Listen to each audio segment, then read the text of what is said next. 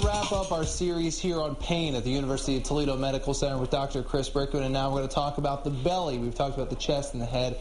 What is the difference when it comes to pain tolerance and problems from a regular stomach ache to something that's a lot more serious?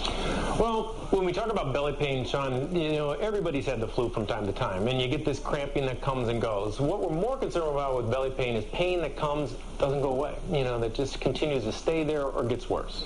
Okay, so if it's constant, I mean, are we talking about a couple days, a couple hours? What do you look at as the threshold for more serious? Well, most of the time, again, let's just start with what belly pain am I not worried about. I'm not so worried about that one where you get the flu, you maybe have a little vomiting, a little bit of diarrhea, and you get that cramping right before the diarrhea happens. That kind of belly pain we don't get too excited about. That's sort of normal. It's when you have that pain, vomiting, you know, along with it, fever, and pain just continues to stay in one certain spot.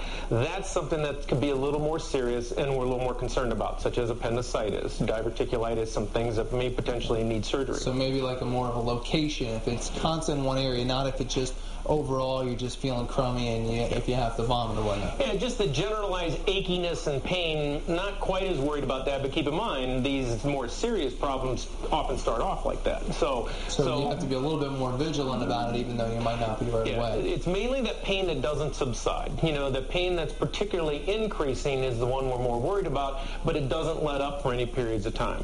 Is it reasonable to take medicines? Yeah, you can take some Tylenol and some things. If that takes the pain away, I wouldn't get too worried about that, because if you have a serious problem, Tylenol is not going to affect it that way. Right, and that would be in a short term. If Tylenol did it for you, it would be a short term, but it would continue to come back over and over again, then it is something more serious. Well, and that's exactly right. You know, we're really talking about that pain, for the most part, that happens over a course of a day, over several hours. You know, when that pain is not improving over a period of a few hours, you pretty much need to be getting somebody to look at that. Now, I think it's reasonable. You can have your own doctor check that if it's during the day and they're available, but if this is the middle of the night, if the pain's getting worse, you're vomiting, having a fever, I probably wouldn't be waiting till the next day to show up at your doctor's office. I think the emergency department's where you probably need to be to get that looked at and checked out. Okay, all right, Dr. Brickman, thanks for all your advice on the pain that we've been talking about for the last couple of weeks, and that is your Talk Back.